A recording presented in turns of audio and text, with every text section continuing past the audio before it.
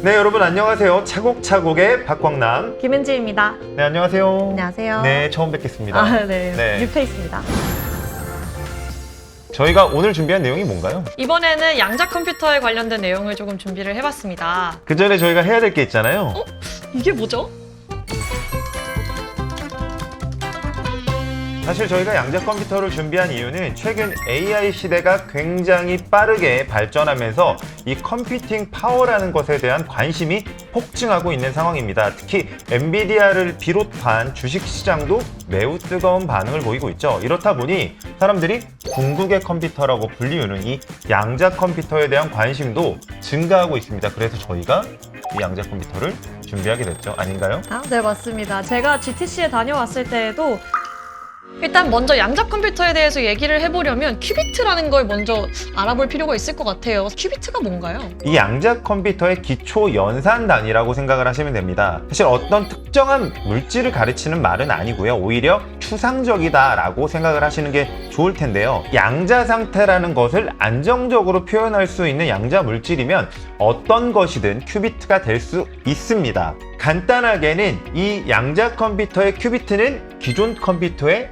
비트라고 생각을 하시면 되는데, 이 비트에 양자 역학적인 어떤 특징을 부여한 것이라고 생각을 하시면 좀 편할 것 같습니다. 저희가 만약에 어떤 컴퓨팅의 연산을 할 때 더하기와 빼기만 사용한다라고 하면 여기에 곱하기나 나눗셈 같은 뭔가 다른 연산 장치를 붙여 넣었다라고 생각을 하시면 조금 더 이해가 쉬우실 것 같은데요. 사실 제가 이런 말씀을 드리는 이유는 이 실용적이고 산업적인 영역에서 양자 컴퓨터가 과연 어느 정도의 수준에 와 있나를 중심으로 말씀드리려고 하고요. 투자자분들도 그래서 사실 양자 역학적 원리에 집중을 하시기보다는 이런 특징적인 부분에 대해서 집중을 하시는 게 조금 더 좋을 것 같습니다.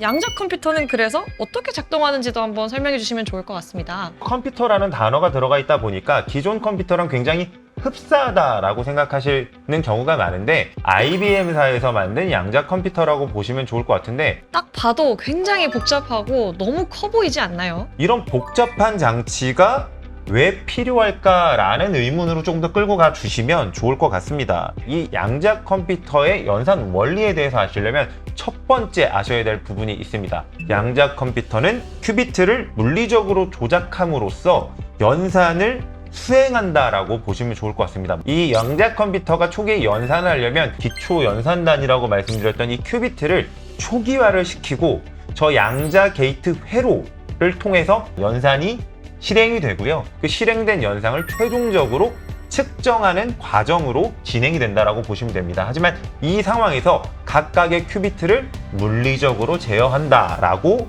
볼 수 있을 것 같습니다. 네, 그래서 게이트를 물리적으로 조작한다는 부분까지는 저도 이제 들으면서 좀 이해가 됐던 것 같은데요. 그래도 양자 역학적 특징의 도대체 뭔지 간단하게라도 좀 설명해 주실 수 있을까요? 양자 역학적의 대표적인 특징은 사실 두 가지로 말씀을 드릴 수 있을 것 같습니다. 이제 중첩이라는 현상과 그다음에 얽힘이라는 현상으로 말씀을 드릴 수 있을 것 같은데, 중첩은 저 Z축의 0과 1 값을 가지는 블로그가 어떤 게이트를 통과했을 때 0과 1 사이에 어떤 값을 갖도록 만들어 주는 것을 중첩 현상이라고 보시면 좋습니다. 두 번째인 얽힘 현상 같은 경우에도 게이트에서 보시다시피 어떤 양자가 측정이 됐을 때 또 다른 양자가 값이 저절로 결정되는 것을 이 양자의 얽힘 현상이라고 볼 수 있는데, 이 양자 컴퓨터는 중첩과 얽힘 현상을 활용해서 그 게이트를 통해서 직접 활용을 해서 어떤 계산량의 변화를 주는 과정의 컴퓨터다라고 이해를 하시면 좋을 것 같습니다.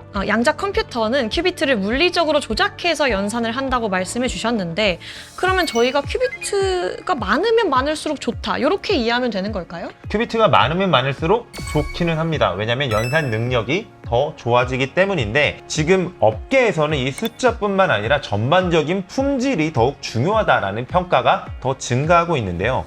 양자 컴퓨터는 물리 시스템이기 때문에 이 큐비트를 제어하는 과정에서 오류가 필연적으로 발생할 수밖에 없는 상황에 놓여 있습니다. 그렇기 때문에 큐비트가 늘어나면 늘어날수록 거기에 비례해서 사실은 오류도 늘어나고 있는 상황인데, 이 오류를 지금 잘 잡아내지를 못하고 있는 상황입니다. 단순히 큐비트의 숫자뿐만 아니라 결맞음 시간의 평균이라든지 혹은 2큐빗 게이트의 평균 충실도와 같은 개념을 종합적으로 따져서 품질이 중요하다라는 이야기들을 하고 있다라고 보시면 좋을 것 같고요. 큐비트의 숫자가 증가할수록 위에 언급된 이런 큐비트의 전반적인 품질을 유지하는 게 매우 어렵다는 사실을 다시 한번 강조드리고 싶습니다. 그러면 이제 이런 큐비트를 구현하는 방식도 기업에 따라서 조금 다르다고 들었습니다. 저희가 처음에 큐비트란 어떻게 보면 추상적인 개념이라고 말씀을 드렸고 뭐 양자 역학적 특징이 발현되면 큐비트로 사용할 수 있다라고 이제 이야기를 좀 드렸는데 표에서 보듯이 뭐 한 5가지 방법이 있지만 업계에서는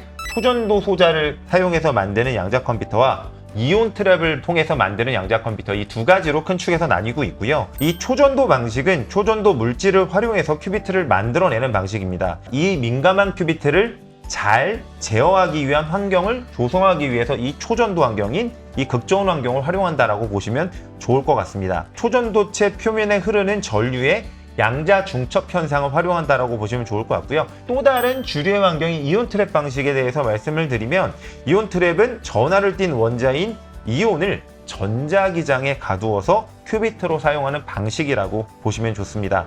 이온의 전자 스핀 상태를 레이저로 제어하는 형태이고요. 현재는 좀 초기 단계이기 때문에 굉장히 여러 가지의 큐비트를 통해서 양자 컴퓨터를 발전시켜 나가고 있다 정도로 이해를 해주시면 좋을 것 같습니다. 사람들이 생각하는 것과 실제 양자 컴퓨터의 현실이 조금 다른 경우가 많은 것 같아요. 뭐 양자 컴퓨터가 일반 컴퓨터를 완전히 대체할 거다. 뭐 이런 이야기들이 대표적인 것 같아요. 근데 실제로도 그런가요? 거두절미하고 말씀을 드리면 기존 컴퓨터의 영역을 다 대체한다고 볼 수는 없다라고 말씀을 드릴 수 있을 것 같습니다. 범용적인 문제들은 굳이 저희가 사진으로도 보지 않았습니까? 그런 휘황찬란한 양자 컴퓨터로 다 할 필요가 없다라는 거죠. 예를 들면 저희가 단순한 게임을 한다든지 혹은 워드 프로세서를 쓴다든지 이런 것들은 기존 컴퓨터가 훨씬 잘하는 영역에 있는 문제라고 보시면 좋을 것 같습니다. 그렇기 때문에 이 양자 컴퓨터는 기존 컴퓨터의 대체제라기보다는 사실 보완제에 가깝고요. 그리고 제가 왜 특정 영역에서만 양자 컴퓨터가 쓰인다고 말씀을 드렸냐면 양자 알고리즘이 만들어져야 됩니다. 그렇죠. 양자 알고리즘으로 만들어질 수 있는 문제는 사실 모든 문제라기보다 어떤 특정 문제에 대해서 그 효용성이 높다라고 보시면 좋을 것 같습니다. 양자 알고리즘을 그러니까 왜 만들어야 하나요? 그러니까 다시 말해서 저희가 그럼에도 불구하고 양자 컴퓨터를 왜 써야 될까요? 사실 이건 과학계만 주목하고 있는 것은 아니거든요. 산업계도 주목하고 있는 이유는 이 양자 컴퓨터의 가장 큰 장점은 지수 함수적으로 증가하는 연산량의 일부 문제를 연산량이 다항식으로 증가할 수 있게끔 바꿔줄 수 있다는 말입니다. 좀 어렵죠? 네. 이 그냥 그림을 보시면 Y축이 컴퓨터의 연산량이라고 봐주시면 좋을 것 같고 X축이 문제의 크기라고 보시면 좋을 것 같습니다. 쭉 휘어져서 지수함수적으로 올라가는 것이 어떻게 보면 기존 컴퓨터가 어떤 어려운 문제를 풀 때 나오는 연산량의 증가의 곡선이라고 봐주시면 좋을 것 같아요. 뭐 RSA 암호 구조라든지 혹은 저희 뭐 생명 연장을 위해서 이 분자 구조 같은 것들을 확인해야 되는데 그런 것들은 연산량이 사실 굉장히 크다라고 생각을 하면 좋을 것 같습니다. 기존 컴퓨터로 이런 것들을 연산하기 위해서는 500년이 걸린다, 1000년이 걸린다 이런 얘기도 많이 나오거든요. 그 이유는 방금 말씀드린 연산량이 지수함수적으로 증가하기 때문인데요. 그렇기 때문에 이 문제의 크기가 커지면 커질수록 기존 컴퓨터와는 차별화가 크게 된다는 점을 말씀드릴 수 있을 것 같고요. 특히 이런 문제들의 차이점이 뭐냐면 좀 돈이 되는 것들이 많다. 그리고 실제로 해결이 됐을 때 인류에게 기여하는 바가 큰 문제들이 굉장히 많다라는 부분을 짚어볼 수 있을 것 같습니다. 이런 양자 컴퓨터의 사실은 포텐셜을 보고서 산업계, 그 다음에 과학계가 주목을 하고 있다라고 보시면 제일 좋을 것 같습니다. 실제로 알고리즘이 여러 개가 개발이 되고 사용이 되게 된다면 정말 저희 삶에도 큰 영향을 줄 수 있을 것 같은데요. 이미 양자 우월성을 달성했다 이런 기사를 본 기억이 있거든요. 제 기억에는 아마 구글의 시카모어 프로세서였던 것 같은데 뭐 저희가 생각하는 그런 상용화 단계는 아직 아닌 건가요? 주로 시중에서 접할 수 있는 정보에서는 이미 양자 컴퓨터가 양자 우월성을 달성을 했다, 기존 컴퓨터의 성능을 뛰어넘었다 물론 반은 맞고 반은 틀립니다. 음. 사실 어떻게 보면 연구실단에서의 만들어낸 문제에서 기존 컴퓨터의 연산 능력을 월등히 뛰어넘는 성능을 방금 말씀하신 구글의 시카모를 통해서 확인을 하기도 했습니다. 하지만 저희가 실질적인 현실 세계에서 사용하기 위한 그런 문제들을 해결하기 위해서는 아직은 양자 컴퓨터가 가야 될 시간이 사실 많다라는 거죠. 그래서 최근에 각광받고 있는 개념 중에 하나가 양자 실용성이라는 개념이 있습니다. 이 비용 대비 성능이라든지 혹은 실질적인 오류율 등이라든지 이런 실용성적인 측면까지 고려해야 된다라는 건데요. 사실 저희가 지금 기대하고 있는 이 시점은 뭐 쇼어 알고리즘 같은 소인수분해 알고리즘을 실제로 구성하기 위해서는 너무 큰 스케일의 양자 컴퓨터가 필요한 상황입니다. 네. 지금 현재에서는 이것을 어떻게 하면 안쪽으로 좁힐 수 있을까? 그래서 저 양자 실용성을 조기에 달성할 수 있을까가 이 양자 컴퓨터 업계의 숙제라고 보시면 좋을 것 같습니다. 크고 안정적인 복잡한 양자 컴퓨터를 만드는 능력이 좀 부족하기 때문에 현 상황에서 양자 실용성을 달성하려면 조금 더 작은 문제, 조금 더 빨리 해결할 수 있는 문제를 먼저 태클하는 것이 중요하다는 얘기로 볼 수 있을 것 같습니다. 오늘 저희가 이 양자 컴퓨터의 첫 번째 편에서는 양자 컴퓨터의 기본적인 개념과 사실 시중에서 많이 나오고 있는 이런 양자 컴퓨터의 어떻게 보면 오해에 대해서도 말씀을 드렸는데, 사실 양자 컴퓨터가 아직까지는 가야 할 길이 길지만 기업들은 굉장히 적극적으로 지금 개발을 해 나가고 있는 상황입니다. 저희가 이 편에서는 이런 기업들에 대한 이야기를 좀 본격적으로 나눠볼 테니까 이 편도 기대해 주시면 좋을 것 같습니다.